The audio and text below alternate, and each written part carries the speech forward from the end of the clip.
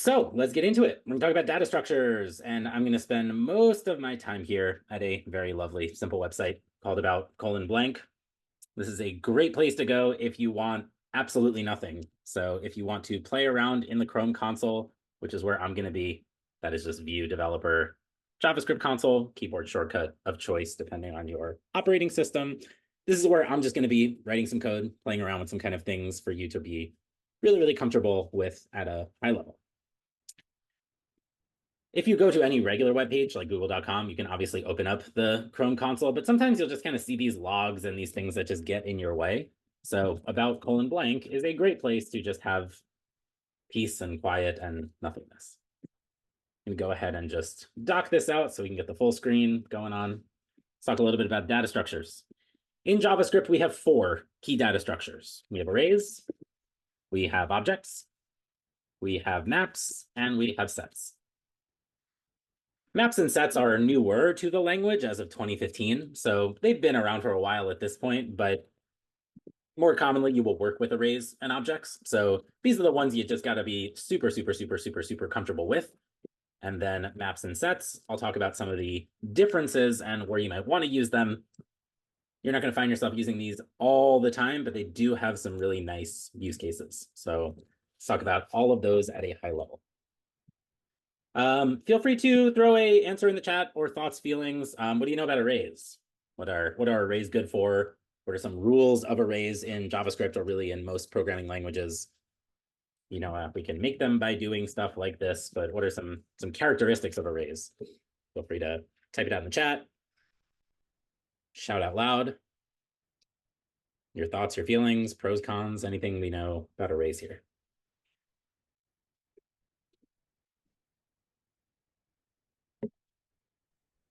They're a collection of elements. They're a collection of elements. Excellent. Very good. They contain multiple variables of a given type. Great. Yes, all good things. Arrays are collections of data. Arrays are one way to structure your data. What is your data? In JavaScript, it could be whatever you want. It could be a number, it could be a string, it could be null. It could even be another array with an array inside of it, with an object, with a key whose value is an array, with an object. You can go crazy. Arrays can contain any type of any length. That's not the case in all programming languages. That is the case in JavaScript. When you make an array, you can just keep adding as much as you want with any type inside of it.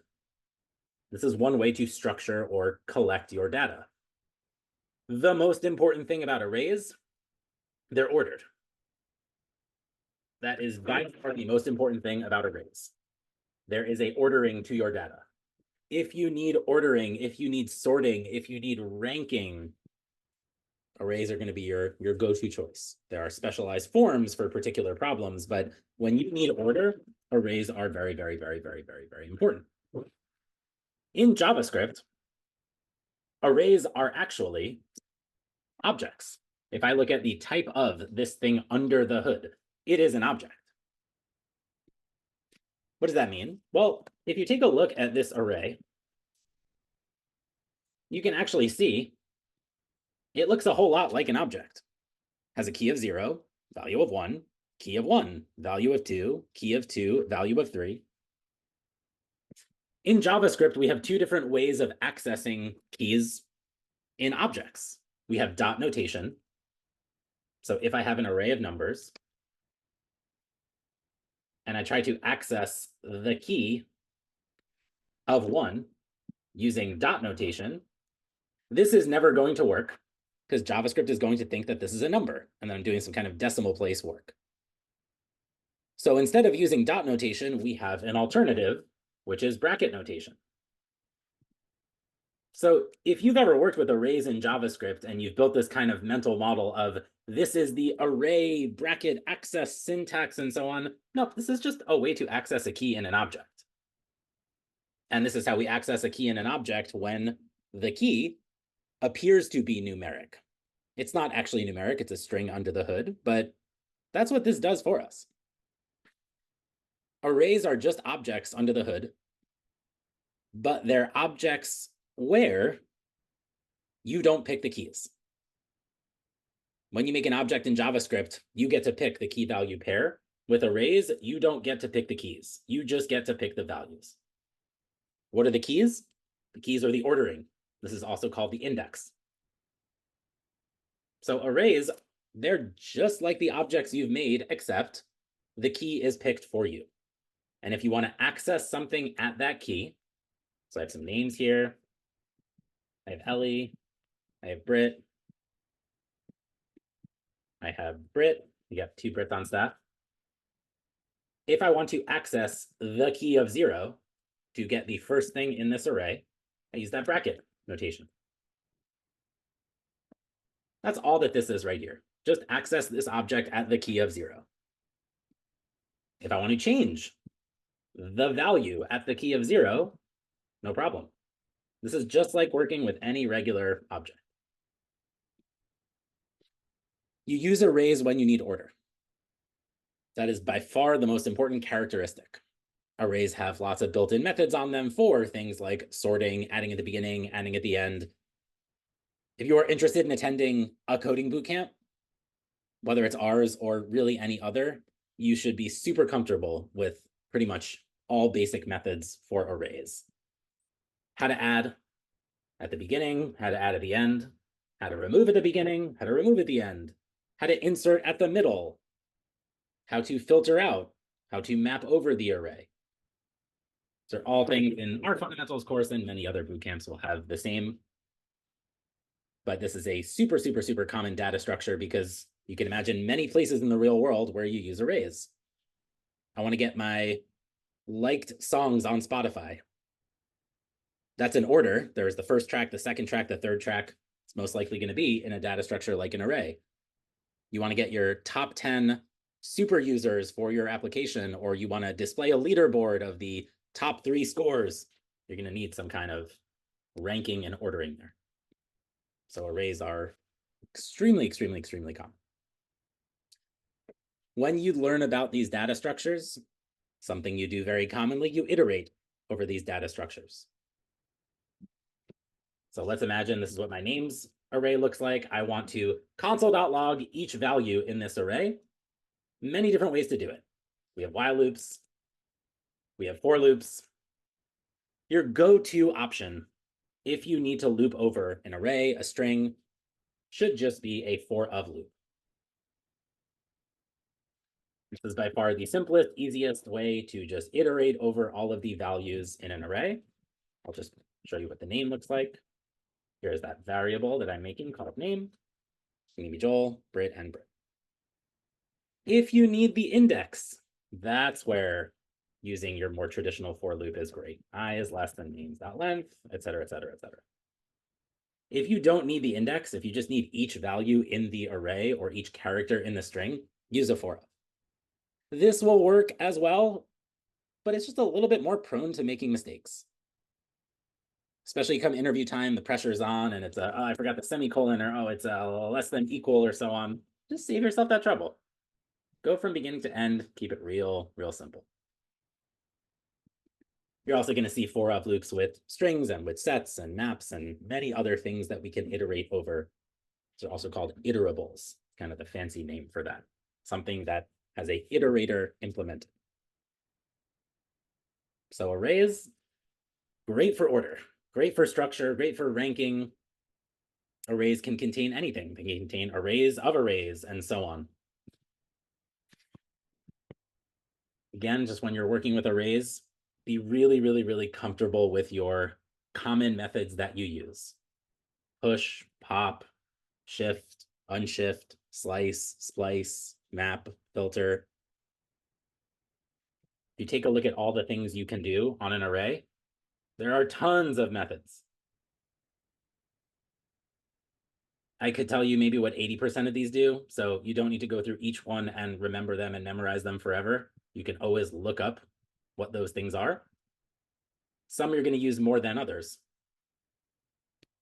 As with any data structure, adding to it, updating in it, removing things from it, copying it, those are going to be your kind of usual operations. So make sure you're sound on those to the point where if you're in an interview, you can kind of recall those quickly.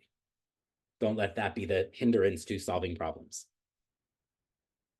Is that particularly thrilling and fun to learn? No. Is it memorization? A bit.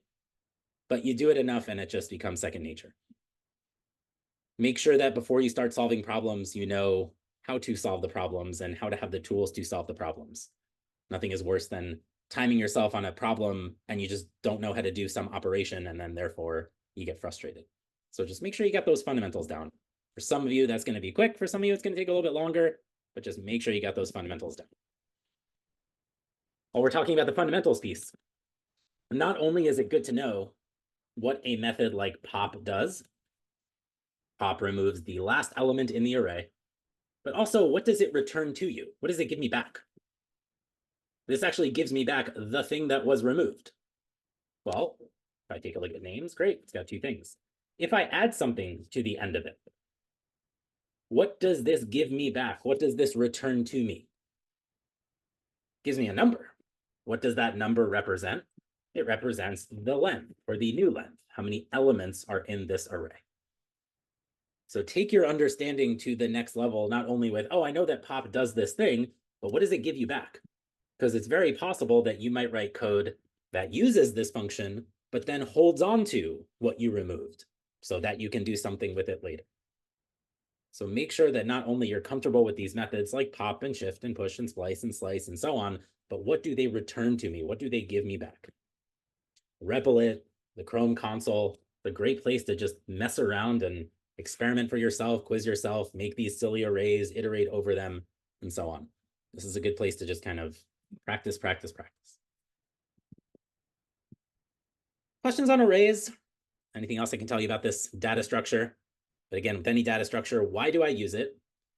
When do I use it? How do I iterate over it? And how do I work with it? How do I mutate it? How do I copy it, mutate, change in any way? So make sure you can answer all those questions as you work with any of these data structures. Getting started with arrays here. Arrays are a type of object. So let's move to our second data structure, which is an object.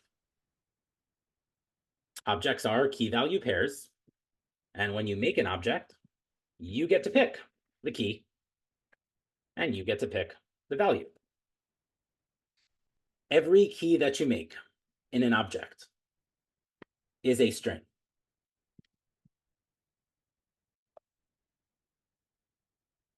Even though it looks like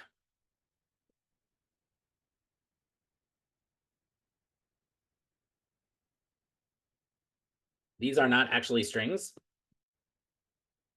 under the hood, these are all stringified.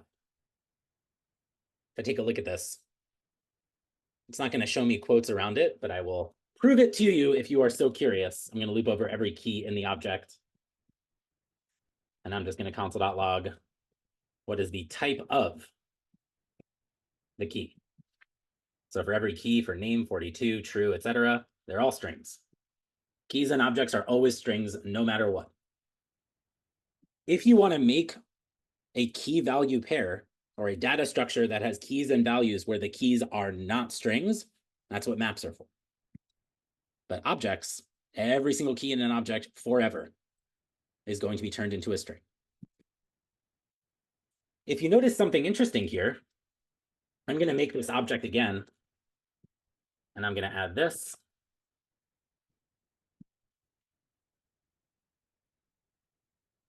And then I'm going to add this.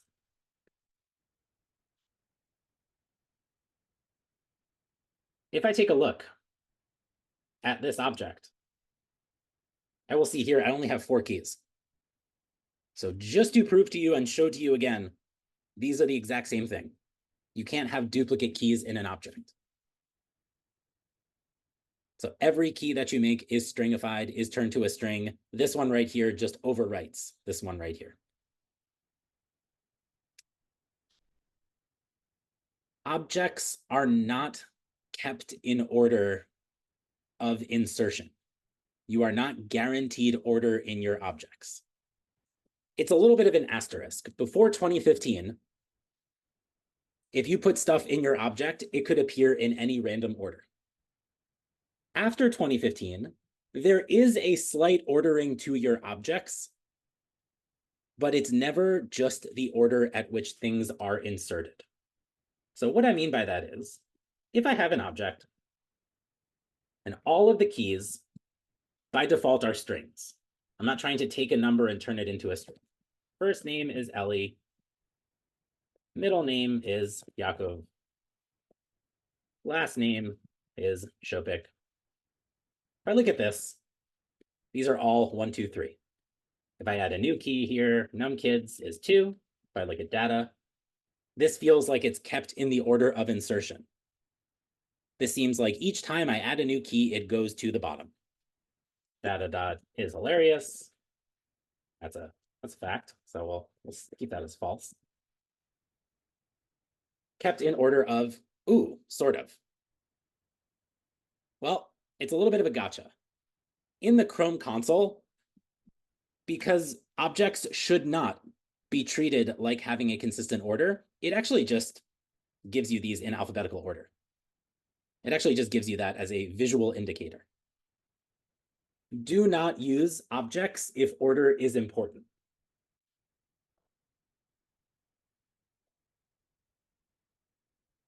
Because if you insert something into that object, this actually now is the first thing in the object. Order is not guaranteed in an object. You never, never, never, never want to be relying on ordering or ranking or so on if you're using an object. If you want order, go use an array. So when you think about, I'm solving a problem and I need to figure out some kind of order of stuff, that's your first fork in the road. Objects are not going to be your solution to figure out the order of things. But if you want key value pairs, you get to pick the key and you get to pick the value. Arrays are not particularly helpful there. Larry asks, if you want order, what about using a queue? A queue is a data structure that is the first one that's in is the first one that's out. So kind of like a queue for anything in life. You're just kind of waiting in line, first one in, first one out. JavaScript doesn't have a built-in version of a queue. Many programming languages have that idea built in. If you were creating your own queue from scratch in JavaScript, you could use different data structures to implement it. You could use an array to implement it. You could use an object to implement it. There are performance trade-offs, but in JavaScript, we don't have that data structure built in. So for a queue, it's kind of, you got to use one of these 4 to implement it. So right now, I just want to focus on the built-in data structures for JavaScript. As for the other ones that you can add later on, that's totally up to you for how you implement it. That's an implementation detail there. You could use an array for a queue. You could use an object for a queue. You could use a map for a queue. It all depends. Objects, key value pairs. Make sure you're comfortable if you have an object, adding things to the object. Dot notation is what we use when we know the name of the key. Bracket notation, when we're using some variable or something needs to be computed to figure out what that key is. If I know right now that I want to add something on this object called siblings, which is an array, use dot notation. Use dot notation when you know with 100% certainty what the name of the key is. If you can prove to me before pressing enter that you know at that point in time what the name of the key is, use dot notation. Fortunately, 90% of the time, that's what you do know. Because when you work with this data, you say, all right, I know the key I want is called siblings. I know I want to modify that and add in a sibling. I know I want to modify that. And I know I want to access it. So here are my siblings. Like any good data structure, what do you want to know? How to add to it, how to remove something from it. This is how you remove a key in an object. How to update. Objects have a little bit less on them than arrays. Arrays have lots of methods. Objects do not have many. So objects a little bit easier to kind of learn the things that you do with it. When you pick the key and the value, objects are a wonderful, wonderful option. Like any good data structure, what else do you want to know? How to iterate over an object. You might be tempted. Ellie just told me use a for of loop. That seems like a great idea. This will never work in JavaScript. You cannot use for of with objects. It's actually just illegal in the language. Unless you override the internals of JavaScript, you just can't use this out of the box. If you want to iterate over an object, we use a for in.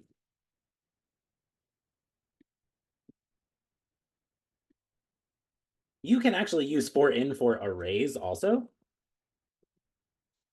It's a terrible idea. You should never do it.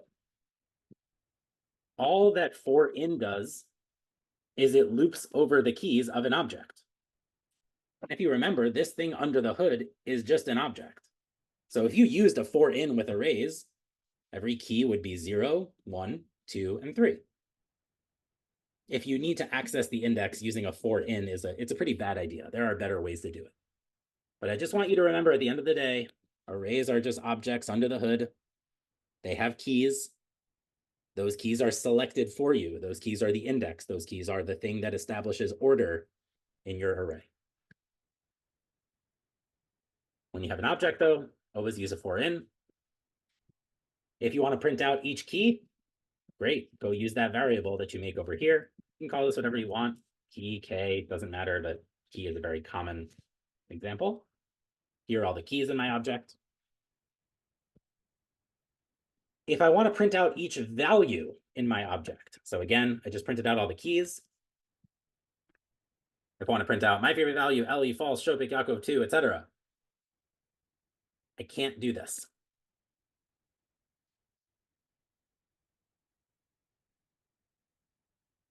This is never going to work.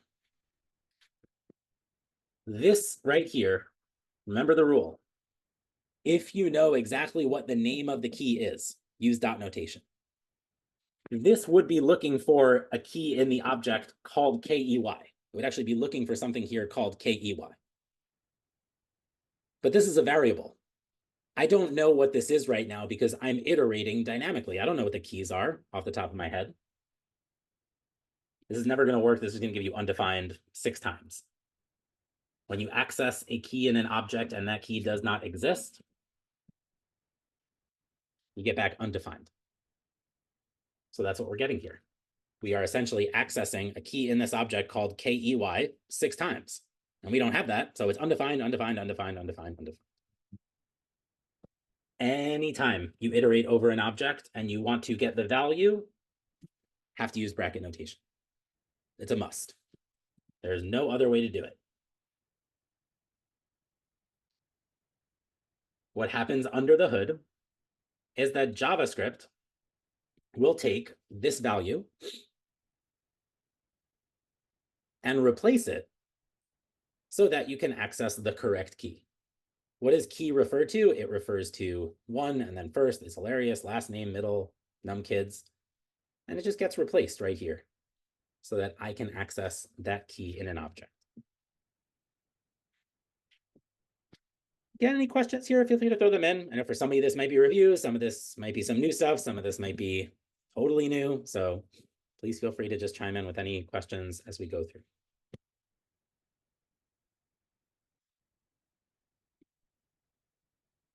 Objects, key value pairs. When you don't care about order, but you just want some kind of, for a given thing, give me a value associated with it. Just to show you, for example, this right here is not a very meaningful data structure. If I were to tell you this thing describes the instructor, this thing describes me, these are valuable pieces of data, but they have no meaning to them. What is 2? What is Shopik? What is yes? What is false? If you ever find yourself trying to store some data this way and then figuring, oh, well, at index 0, that represents the number of kids that they have. And at index 1, that's always going to be their last name. It's probably not the best idea. This is where it's much nicer to make an object so that you can have some kind of descriptor for each particular data that you have. Its name. Now, if you look at this, I don't even know where I'm going with yes, but favorite 3-letter word. And then,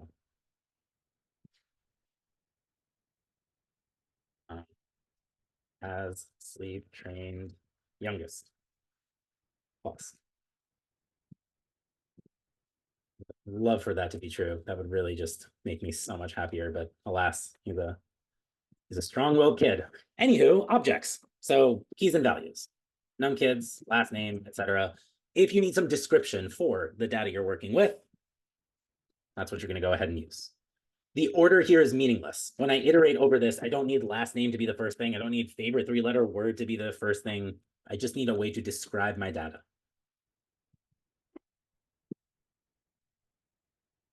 With arrays, another important piece, you can have duplicates. This right here, totally valid. This right here, a key of 1, a value of 1, a key of 1, a value of 2, a key of 1, a value of 3. If I look at favorite numbers right now, there's only one key. You're just going to overwrite what's there. So if you need uniqueness, if you don't want duplicates, objects can also be a helpful data structure. If you want to allow for duplicate values in your data structure, objects might not be the best choice. You might have to think a little bit more about what your key is so that you don't have collisions or the same name for the key.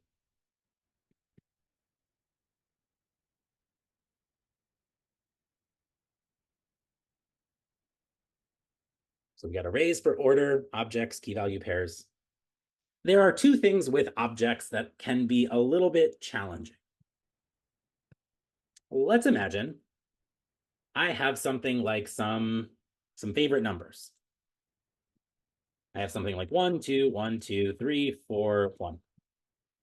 I would like to make a data structure, which is a frequency counter. This is a very common tool you might use where I want to know the number of times that 1 appears. I want to know the number of times that 2 appears. I want to know the number of times that 3 appears, the number of times that 4 appears. And I really don't want to do this. Count 1s and count 2s and 3s. This is not going to scale very well because I can't make a variable to represent the count of each number in my array. That's going to get pretty messy. So instead, very common use case is an object. We'll call this frequency counter. And I might do something like loop over for every number of numbers. I will go ahead and check if number is in frequency counter. This is one way to check and see if a key is in a object. There are many different ways to check if a key is in an object. Using the in operator is one way to do it. Another way to do it, there's a method called hasOwnProperty. And another way to do it is to check if that key is undefined. If numbers at that particular key is undefined, if that means that key does not exist, that's one way to do it. So we have lots of different ways to check if that's there. Brittany, what's up? I don't know why that happened. Sorry. Oh, please ask away. This is great. I'm like, oh man, what have I done here? No. You're all good. Okay, all right. What am I doing here? I want to see if the key of 1 is in this object, and if it is, increment the value. So I can say something like if num is in numbers, well then, let's go ahead and access that object at the key and increment its value by 1. Otherwise, we'll go ahead and set that key to have a value of 1. So what we essentially end up doing is we start with this object, we go to the number 1, we say, hey, is the key of 1 in this object? It's not. Okay, so give it a value of 1. We go to 2. Is 2 a key in this object? It is not. So set it with a value of 1. How about 1? Is 1 in this object? It is. Great. So let's go to that value and set it to itself plus 1. You could do plus plus, you could do equals that plus 1, many different ways to write this. And that will be very helpful here.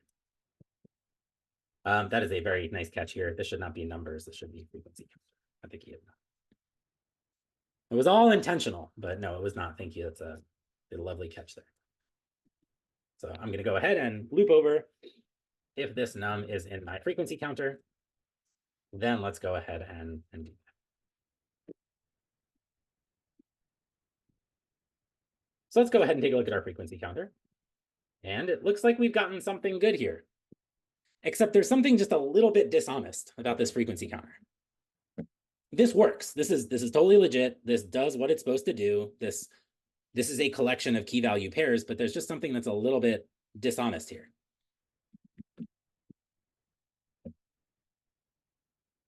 Any thoughts on what might be a little dishonest here?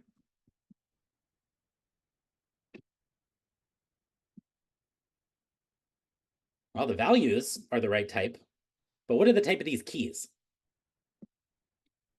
The keys are strings. And while this works totally fine, it's just not the most honest. Because these right here are actually strings. If I, for some silly reason, wanted to do something like loop over every key in my frequency counter, and I wanted to console.log the key plus 10. Let's go see what happens when I add 10 to that key. Whoa, yikes. Who knows? Maybe there's some operation you need to do where you have to figure out the highest key, or you need to square the keys or so on. The second you start doing this, that's not a number. I'm actually concatenating the number 10 onto the string 1. And that opens up a world of bugs that is not particularly pleasant. The other small piece, this is very, very, very minor, and when you learn about big O notation and algorithmic complexity and so on, there is not a built-in extremely fast way to see how many key value pairs you have in an object. With arrays, there's a very, very, very handy built-in property called length. And this just tells you right out of the box very quickly in what we call constant time, which is a very fast operation, how many things are in this array. If you need to repeatedly figure out how many key value pairs you have in your object programmatically, there's not a very fast way of doing it. It's not exceptionally slow. It's not going to be the thing that causes your program to halt, but it might be something that is a slight blocker for you. If you want to solve those problems, that's what maps are for. Maps are just like objects. They are key value pairs. But with a map, your keys can be any type. So we're going to go ahead and rewrite this logic using a map. I'm going to go bring my numbers here. We initialize a map using the new keyword. If you haven't learned about object-oriented programming yet, that's totally fine. We are making an instance of a class. We're essentially creating a brand new object from this function called map, capital M map. Here's what it looks like. It doesn't have any key value pairs. We do not use this notation here. We do not use dot notation. You can sort of get away with it, but you can see here it has a 0, but then it has a thing on it called favorite color. This does not actually set a key value pair in the map. This adds a brand new property on it called favorite color, which is not what you want to do. You can see here the number is 0, representing the key value pairs. If you want to set a key value pair, you use the set method. The key is first, the value is Ellie. And now we can see, now we got something here. I'm going to set the number 10 to my favorite number. And you can see here, it's going to tell me what's a string. It's going to tell me what's a number. In fact, if I set this right here, my favorite string, I now have 3 key value pairs because maps differentiate.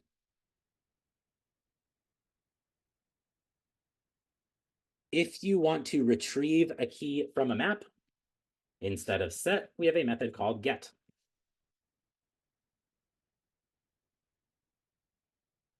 And just like with objects, if you get a key that is not existent, you get back undefined. So maps don't use the dot notation or bracket notation. They use these get and set methods. So if we were to rewrite our frequency counter logic here, go bring my numbers back here. We'll go bring our frequency counter. And instead of doing the whole is this in there and so on, well, maps have a nice method called has, which returns true or false if it has that key. And if it has that key, I can be very explicit and say true if I want, or I could just let this coerce to true. Either one, if you want to be really explicit, that's fine. Instead of this right here, I'll go ahead and set the key of number to be whatever it is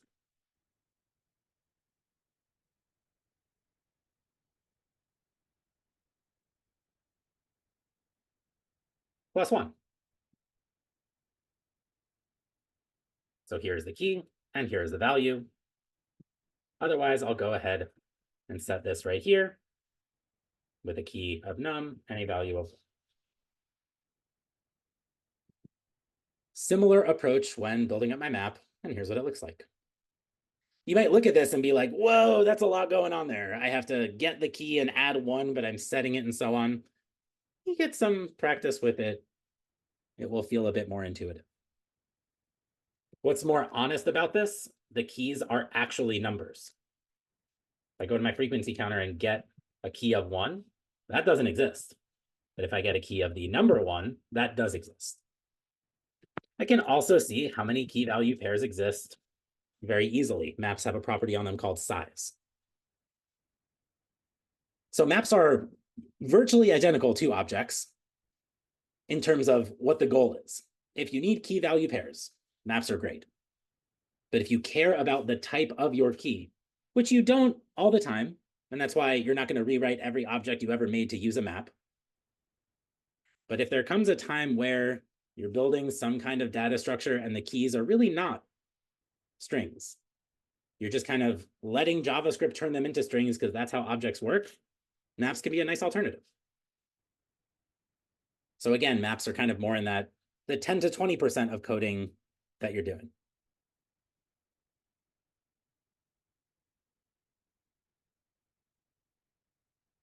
Questions on our maps before we talk about our last data structure. The arrays are good for order. Objects, maps, not for ordering. When you need key value pairs, when you need to describe your data, maps are great. Got one last one here called sets, but I just want to check in, see if there are any questions. Feel free to throw this in the chat. I think you had pointed out when you were doing the for of loop up above, you didn't actually need to equivalate that first if statement to true. No, right? I did not. Okay. No. Well, this will essentially evaluate to true. Right. Being extremely explicit so you can see kind of what it's returning. So yes, if I were writing this, I would probably not put this here. I'm just kind of signaling to you that if you are not familiar with this, it is going to return true. Okay, thanks. Absolutely, this would work just as well for us. And now we're just going to override that map more and more. Does JavaScript have array lists? No, not really. Arrays are essentially like array lists. There are very, very, very low level ideas in JavaScript for typed arrays and arrays of a certain size, but nothing like lower level languages like Java where you have to specify the number of elements and the type, and those are fixed. So your arrays dynamically resize. Last data structure, this one's a goodie. If you find yourself making an object where the key and the value are important, but you don't really care, for example, about the value. So I'm going to deal with a numbers array here. I have something like 1, 2, 1, 2. I want to remove the duplicates in this array. And one approach to do that could be to iterate over every single number of numbers and to just go ahead and add 2 that object some kind of value. The reason why you would do that is because now I have deduped. Objects cannot have duplicates. And I could be very fancy. I could go turn this into an array. I could grab the keys. I can then, map over them and turn them all into numbers. And now I have deduped this array. This is a very fancy way of iterating over each key and turning it into a number and pushing it to a new array. All this work just to turn this into this. If you find yourself using an object as a way to remove the duplicates, or I need some kind of uniqueness and I don't care about what the value is. If you ever find yourself doing stuff like this, where, I don't know, equals 1 equals true equals null, it's just meaningless, there's a better option for you. And that better option is to use a data structure called a set. Sets are created using the new keyword. You can create a set from something that can be iterated over. A string, an array. I'm going to go call this LESet.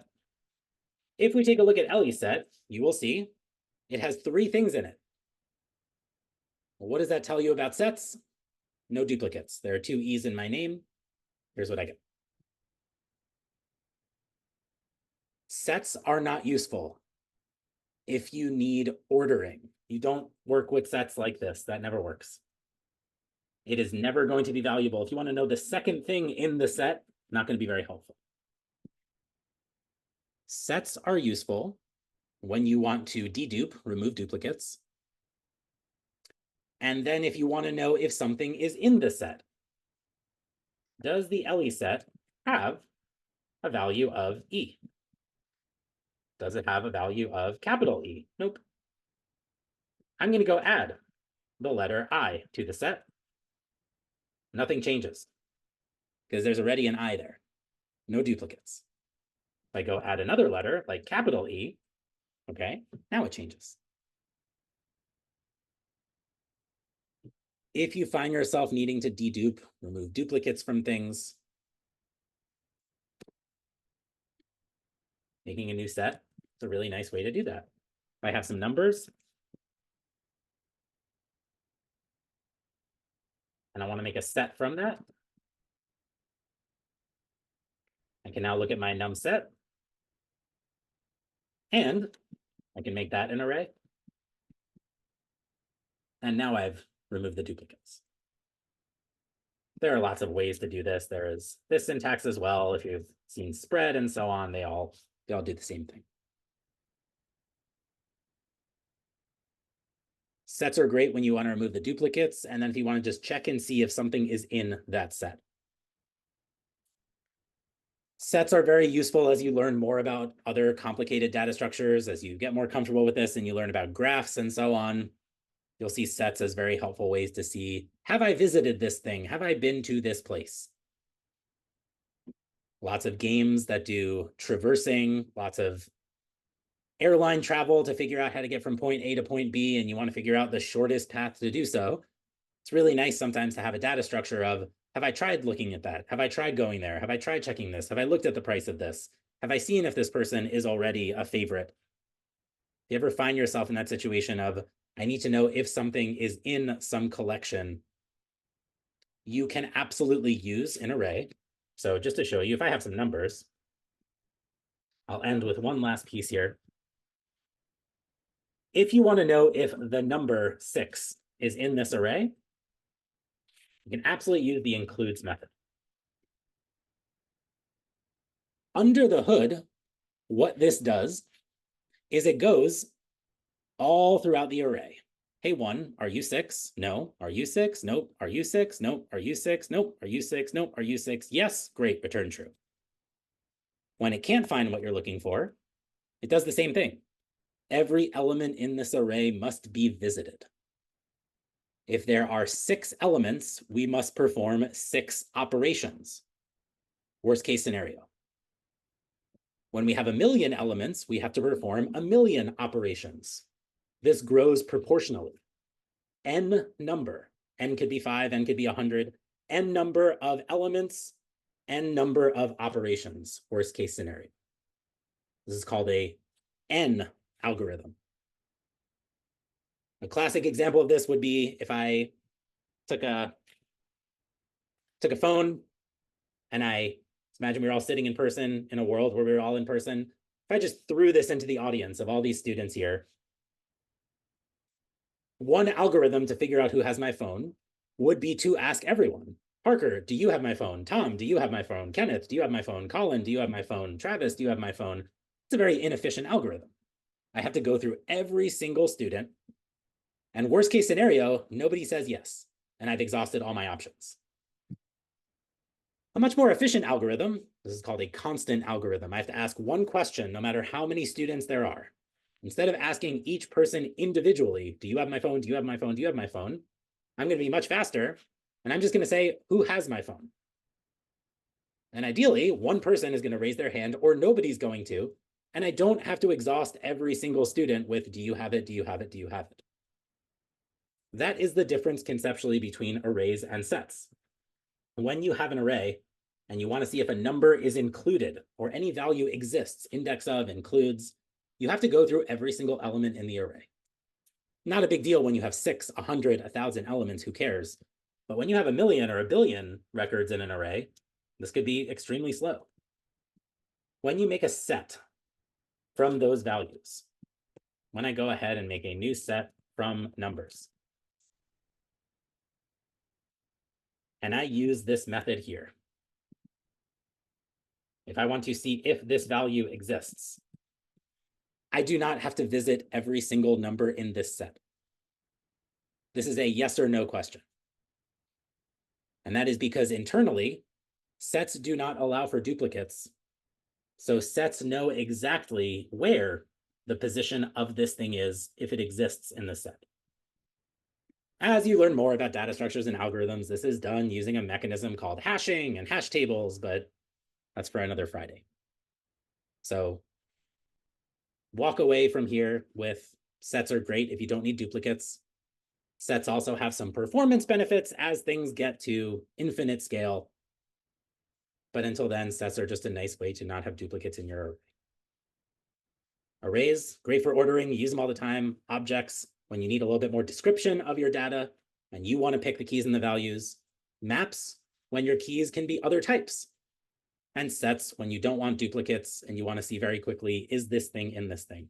Who has my phone? Not, do you have it? Do you have it? Do you have it? Do you have it? Do you have it? Do you have it? Quick introduction to some essential JavaScript data structures. Again, you're going to be using these a bunch, so the best thing to do, REPL or Chrome Console or Code Wars or Code Signal or LeetCode or wherever it is, just get some reps using them. How to add to them, how to check if something's in them, how to copy them, how to delete from them, how to update things in them. So those basic operations, you want to be really, really sound for all those data structures before you start all the problem solving. Because you don't want the thing to be, oh, how do I see if a value is in an array? You want to be able to do that so that you can then solve the problem at hand. Questions on our data structures here, team? Things I can answer for you all.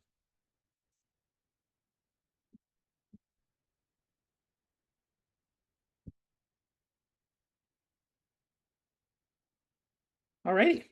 See many familiar faces. So if you have never, ever come to a Rithm meetup before, welcome. Super glad to have you. We host many of these all the time. If you have been to these before, welcome back. That's awesome. Really, really nice to see you. We're all about trying to create as much community as possible to help folks kind of learn these things. And whether you attend our program or not, just get a sense of how we teach, what we do, and why we do what we do. So if there are folks that you think could benefit from this, loop them in, bring them in. We're happy to teach however we can, be helpful however we can. Any questions at all, you can always reach us admissions@rhythmschool.com or my name, Ellie, @rhythmschool.com. So any questions on any of the stuff or our program or general, just feel free to reach out to me. Happy to help however I can. Thank you all so much for giving me almost an hour of your time. I know you all have busy schedules, so it means a lot to take some time to learn this. Thank you all so much, everyone. We'll send a recording of this as well when we're done. Have an awesome weekend. Hope to see many of you on Zoom real soon. Thanks so much, everyone.